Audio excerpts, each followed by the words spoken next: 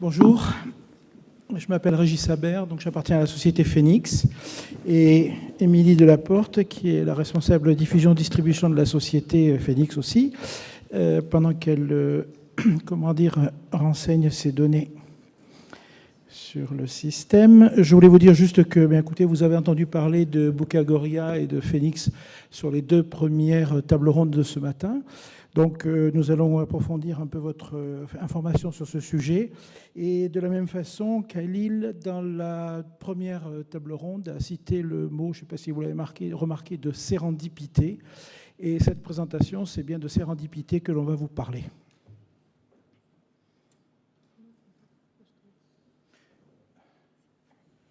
Donc, je lance mon compteur de 5 minutes pour répondre à la contrainte. C'est parti. Donc, merci d'assister à cette présentation de Bucagoria, qui est le premier moteur de recherche bibliographique en sérendipité. Merci aussi à Pierre-Yves d'avoir introduit le sujet en vous donnant quelques éléments techniques sur ce qui a permis en fait de construire ce programme Bucagoria. Et nous allons démarrer tout de suite la présentation. Alors, vous marquerez d'abord sur cette... je ne sais pas si c'est parti là, non ? Oui. Voilà.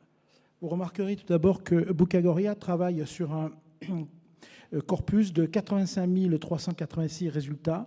Donc, ce sont le nombre de livres qui sont dans Bucagoria, ce qui est un corpus tout à fait important, bien entendu. Et vous imaginez bien que trouver un livre dans un tel corpus est un véritable challenge.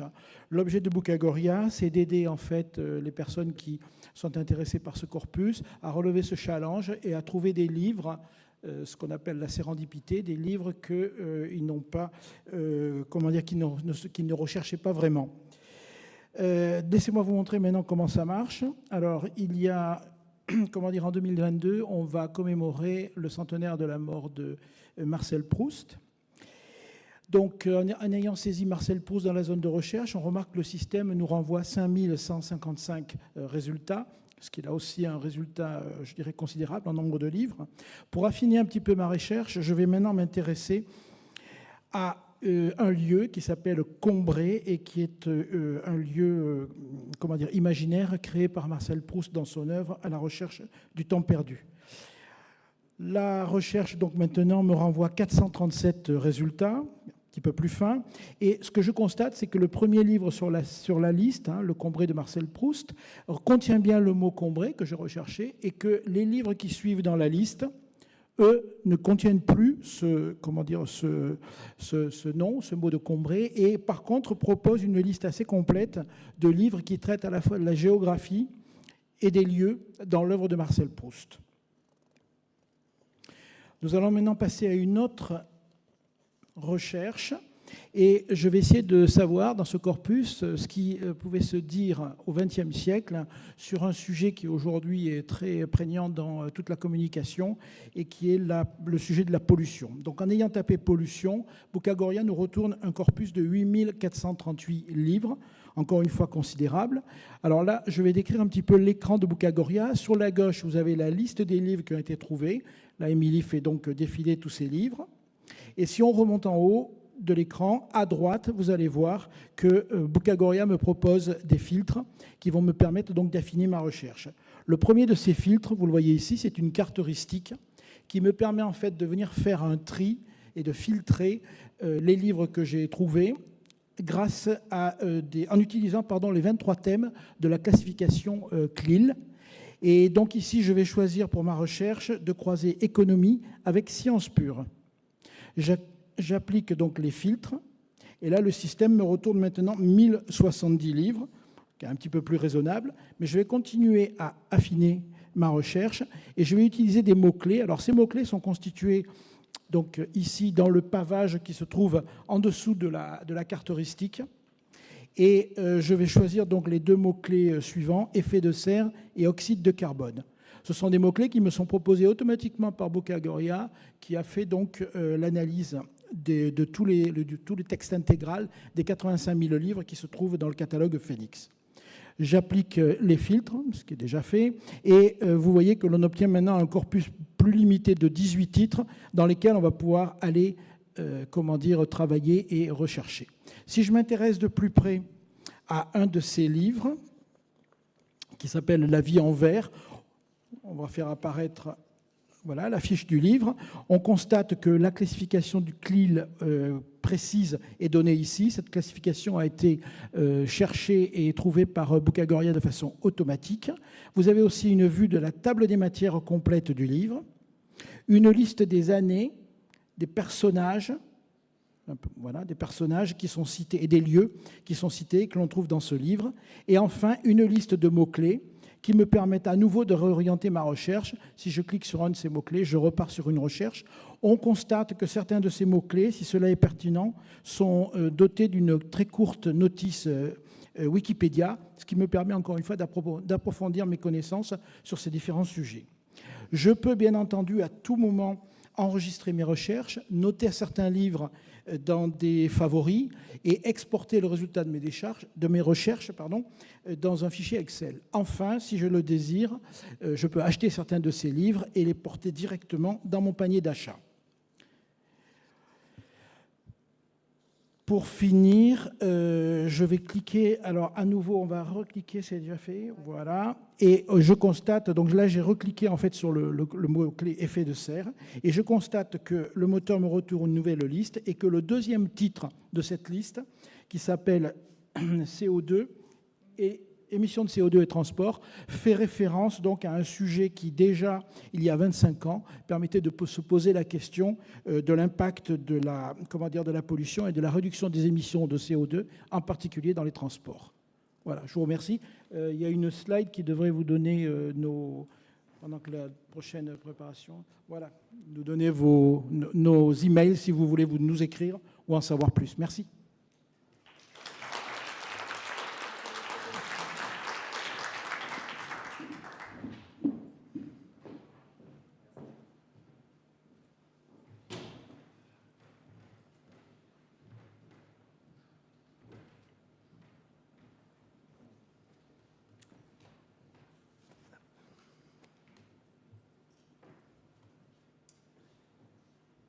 Bonjour, alors, je suis Samuel Petit de la société Geocomics, anciennement Actialuna, certains me connaissent pour d'autres activités. Et donc je vais vous présenter notre nouveau projet qui est Geocomics.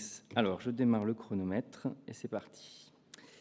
Voilà, donc en fait on a développé, l'entreprise existe depuis 10 ans, on faisait d'autres projets, on a développé les 7 dernières années une intelligence artificielle qui était capable d'analyser les contenus de bande dessinée. Et aujourd'hui, on a développé un logiciel qui se sert des données qu'on extrait de la bande dessinée. C'est ce que je vous présente aujourd'hui. Donc, Geocomics, c'est un logiciel d'aide à la traduction de bande dessinée qui va finalement moderniser un métier qui n'avait pas évolué depuis 30 ans, puisqu'on en est encore à faire, à numéroter à la main des comics, à ouvrir un tableau Excel, à saisir une traduction, et le designer va faire des copier-coller pour saisir la traduction. Alors, pour que ça marche, on a développé une IA pendant de longues années avec l'Université de La Rochelle. Et cette IA, elle extrait tout ce qu'on trouve dans une bande dessinée, les bulles, les cases, les textes, les personnages, les onomatopées, les lieux, toute la sémantique géométrique et textuelle. Et alors, simplement d'un point de vue technique, à droite, vous avez un petit peu les rectangles de ce que l'IA génère. Et surtout, la grande difficulté, c'était que la bande dessinée, c'est, comme vous pouvez l'imaginer, des contenus artistiques extrêmement variés, du manga, du comics, de la bande dessinée indépendante, les bulles ne sont pas toujours des rectangles ronds, c'est des fois un morceau de scotch avec du texte. C'est donc très difficile d'extraire les données. Et donc, un des premiers usages de cette IA, c'est d'avoir développé un logiciel d'aide à la traduction. Donc, grosso modo, le logiciel va proposer au traducteur la transcription de tous les textes, et le traducteur va saisir les textes dans la partie de droite, là où se situe la transcription, et la bulle a zoomé automatiquement. En fait, évidemment, l'avantage d'avoir un outil cloud, c'est qu'on peut collaborer. Donc, évidemment, les commentaires... les différents membres d'équipe vont pouvoir communiquer ensemble dans ce logiciel. Et l'énorme avantage de Geocomics, c'est qu'en quelques clics, via le script InDesign, on va pouvoir réimporter toutes les traductions au bon endroit. Voilà. Donc en quelques secondes, on peut faire des choses qui prenaient des heures et des heures avant.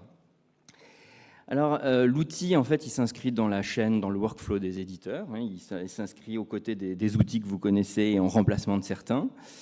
Et voilà, donc en gros, l'outil a beaucoup d'avantages en termes d'efficacité. On a déjà plusieurs clients, notamment Europe Comics, qui est Média Participation en France, ou ECC Ediciones en Espagne, qui a basculé toute sa production sur notre logiciel. Et j'insiste peut-être, pour finir la présentation, sur le fait que l'IA, elle extrait les données de la bande dessinée, donc elle ne sert pas que à la traduction. Nous, c'est le premier usage qu'on a développé. Mais l'IA extrait toute la sémantique de la bande dessinée. Donc, on peut faire beaucoup de choses avec ça. Et donc, il y a eu beaucoup de présentations. Et en fait, pour être très franc, je jette un peu des bouteilles à la mer à beaucoup des intervenants précédents, puisqu'on peut faire de la bande dessinée accessible, puisqu'on peut faire de la recommandation à travers ces données, puisqu'on peut alimenter des bases de données bibliographiques, on peut améliorer la fabrication, on peut faire des moteurs de recherche de bande dessinée qui ciblent les cases, on peut améliorer les plateformes, les e-librairies, la navigation case à case, la traduction sociale de bande dessinée ou professionnelle. Voilà, donc c'est une IA qui est au service de toute la narration visuelle et des livres illustrés. Et je suis peut-être même en dessous des 5 minutes. Donc voilà, en fait, c'est très simple, c'est très puissant, ça paraît rien, mais avant d'avoir pu commercialiser cette IA, il a fallu 7 ans de recherche et développement, un laboratoire commun, des financements multiples, l'ANR, des investissements d'avenir, privés, publics. Voilà, j'ai fini.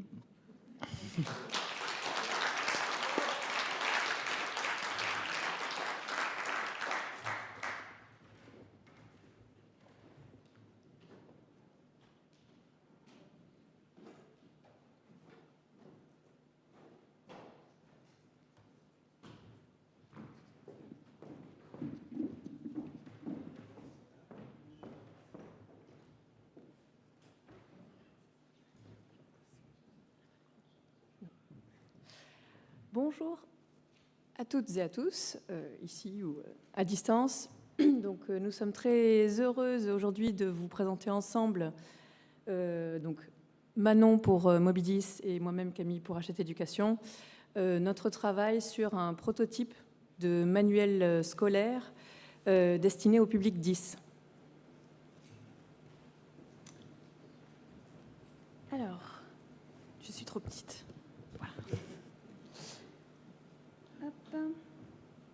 Alors, Moby10, c'est une start-up nantaise experte en accessibilité cognitive.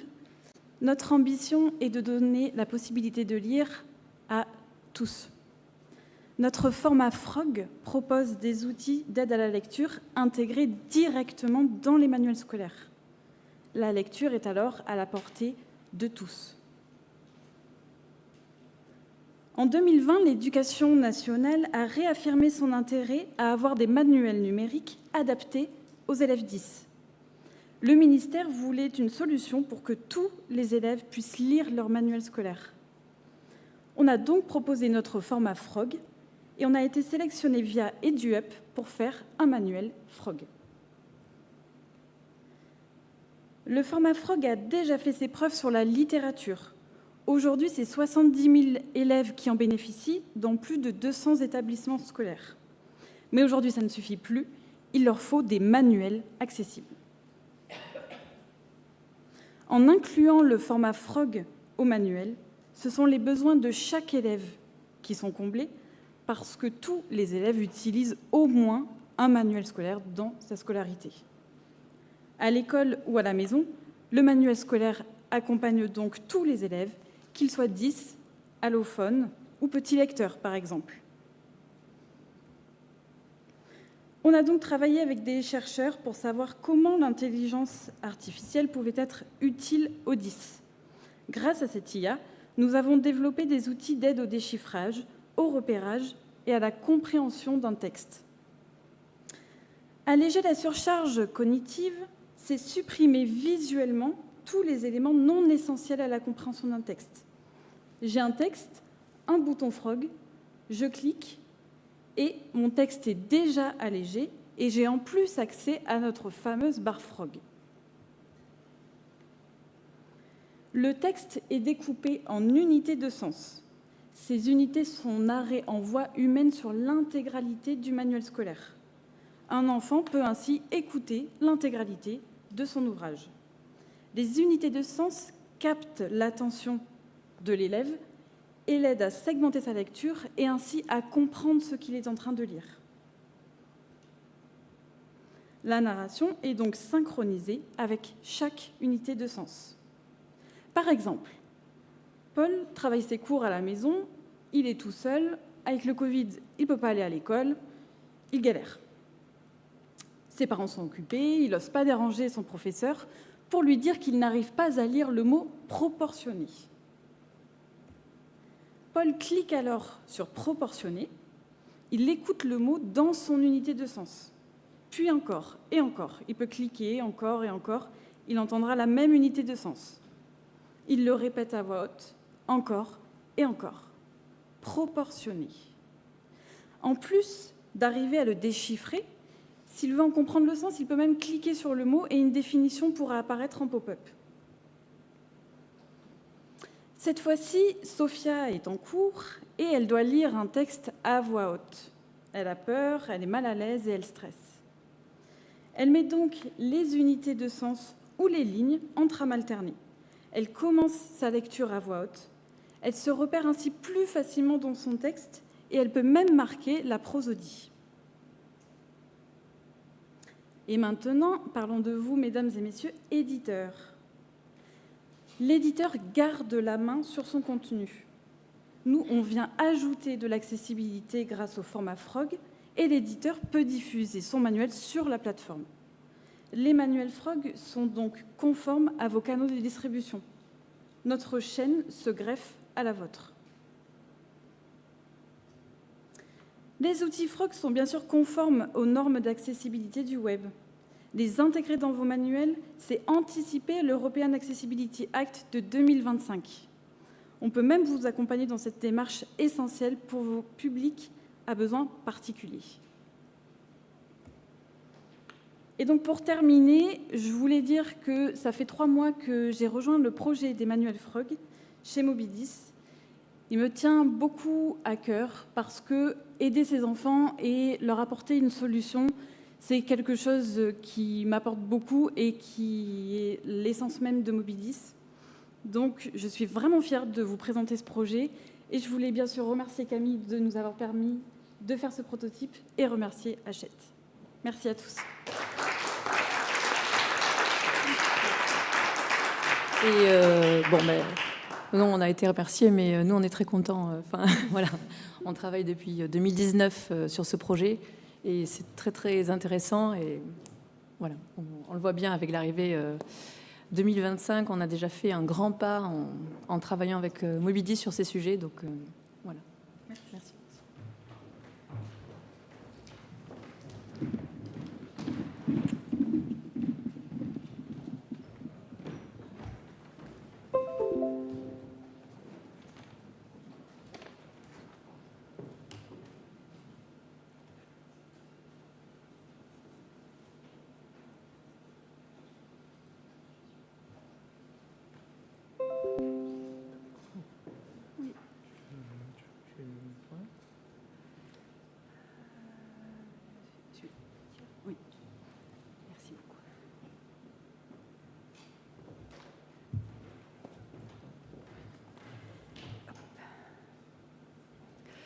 Bonjour à toutes, bonjour à tous, ici ou ailleurs, au loin. Avec Ludovic Ball, transcripteur braille et développeur d'EPUB, nous allons vous présenter donc T-Bonne Table numérique, un concept innovant de livre numérique illustré accessible à tous les enfants. Le concept, il y a déjà eu beaucoup de développements qui ont été faits autour du texte. Le principe, maintenant, ça va être de permettre aux enfants en situation de handicap d'accéder aux illustrations des livres et de pouvoir enfin accéder au rapport texte-image des albums jeunesse. Donc, dans notre livre, développé en format EPUB 3, le texte va pouvoir être personnalisé, mais aussi les illustrations. On est parti sur un postulat. Une illustration peut être déclinée en 5 modules d'accessibilité, en allant du plus simple au plus complexe. Donc pour cela, on a travaillé avec un comité de pilotage, avec des enseignants et des professionnels du monde médico-social. Et puis, à partir des échanges, on a construit des prototypes avec des transcripteurs, adaptateurs et des graphistes qu'on a fait tester sur le terrain avec des enfants déficients visuels. À partir de ces retours, analysés avec des chercheurs en psychologie, on a retravaillé avec le comité de pilotage un nouveau prototype, de nouveaux essais. Donc, on a fait ce travail-là à partir du texte « Émile veut une chauve-souris » des éditions Gallimard, qu'on remercie. Donc, voilà, un album jeunesse pour enfants prélecteurs et jeunes lecteurs. Sur ce niveau 1, donc on est au plus proche de l'illustration d'origine, les traits ont été grossis. Mais on garde quand même quasiment l'intégralité de l'illustration. Au niveau 2, on a retiré les ombres et on a commencé à retirer certains détails de l'illustration. Niveau 3, il n'y a plus de perspective, tout est au premier plan et on a encore retiré plus de détails qui nous semblaient superflus.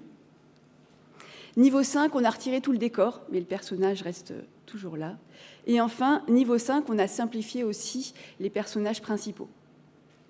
Donc, je vais céder la parole à Ludovic. Ah non, pardon. Oui, pardon. Et en plus, sur chaque illustration, qu'on soit au niveau 1 ou niveau 5, l'enfant aura 2 fonctionnalités de lisibilité, le zoom et aussi le pointage qui permet de gommer tous les éléments de l'illustration autour. Et puis, il y avait des illustrations qui étaient encore, malgré cela, trop complexes. Donc, d'après les tests, on a aussi apporté des éléments, des animations visuelles et des animations sonores d'aide à la compréhension. Alors, à la base, il y a l'ontologie, c'est-à-dire que l'illustrateur va travailler d'abord sur les images, et l'ontologie va être basée sur le nommage des calques.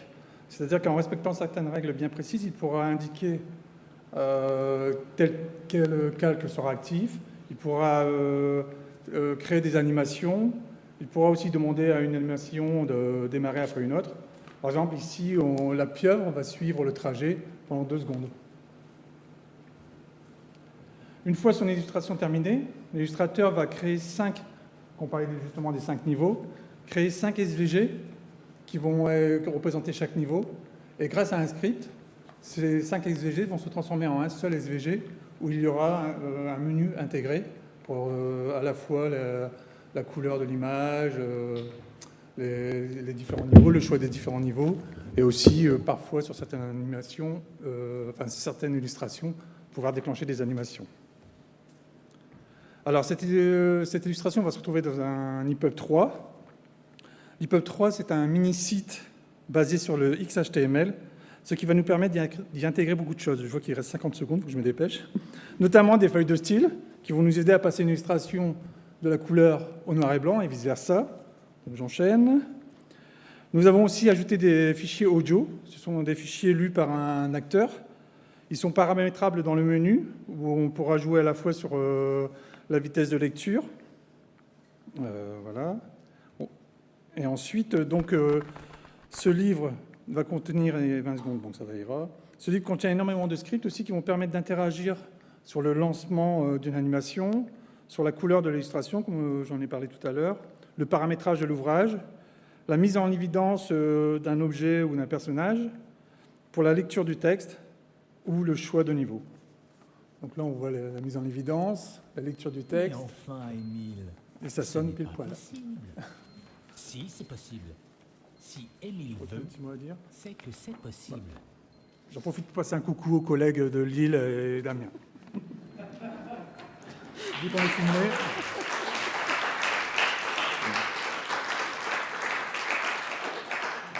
Et je remercie nos partenaires financiers, notamment EduUp dans le cadre de l'éducation nationale, la région Bourgogne-Franche-Comté, la FNIC, Bouygues Télécom et puis la Fédération des aveugles de France. L'objectif, c'est de faire d'autres titres et de diffuser cette méthodologie d'adaptation pour qu'il y ait le plus de contenu possible diffusé très vite.